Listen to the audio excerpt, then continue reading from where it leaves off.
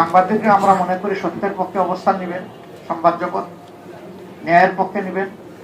আপনাদের অবস্থান হবে ফ্যাসিবাদ বিরোধী, আপনাদের অবস্থান হবে জনগণের স্বার্থ এবং কল্যাণের পক্ষে।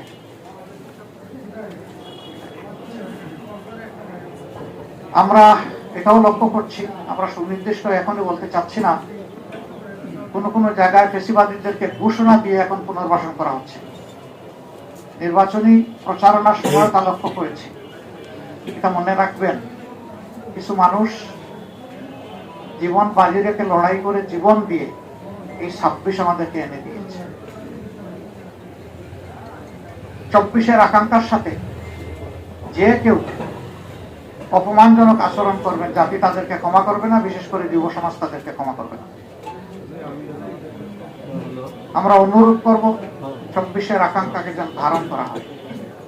এরপরে গণভোটের ব্যাপারে আমাদের স্পষ্ট বক্তব্য। সংখ্যাগরিষ্ঠ ভোটার রায় দিয়েছে গণভোটের পক্ষে, অবশ্যই তা বাস্তবায়ন করতে হবে। এর কোনো ব্যতিক্রম আমরা দেখতে চাই না। পচা রাজনীতির পরিবর্তনের জন্যই ছিল এই গণভোট। নতুন দ্বারা সুস্থ রাজনীতির পক্ষেই গণভোট। গণভোটে হা বিজয়ী হয়েছে, এখন বাস্তবায়ন করা যারাই সরকার গঠন করবেন তাদের দায়িত্ব। তারা যদি বাস্তবায়নের উদ্যোগ নেন, আমরা সর্বাত্মক সহযোগিতা করব। কেউ যদি এড়িয়ে চলতে চান, আমরা এ বিষয়ে অবশ্যই আমাদের কণ্ঠ থেমে থাকবে না, আমরা আমাদের দায়িত্ব পালন করব।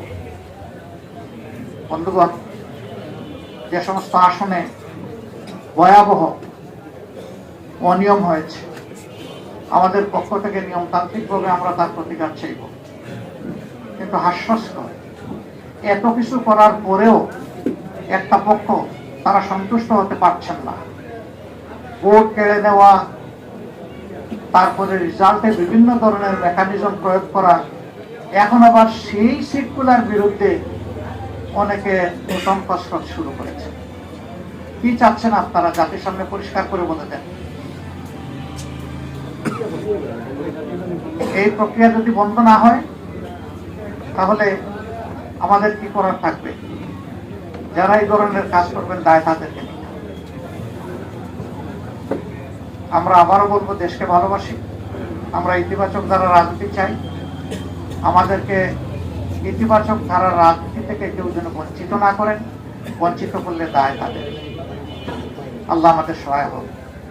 এখানে আমার সহকর্মীরা আছেন, নাহিদ ইসলাম আছেন, তিনি যদি কিছু সাপ্লিমেন্ট করতে চান আমি তাকে ওয়েলকাম করব। এরপরে আল্লামা মামুনুল হক সাহেব আছেন, তিনিও যদি কিছু সাপ্লিমেন্ট করতে চান তাহলে তাকে ওয়েলকাম করব।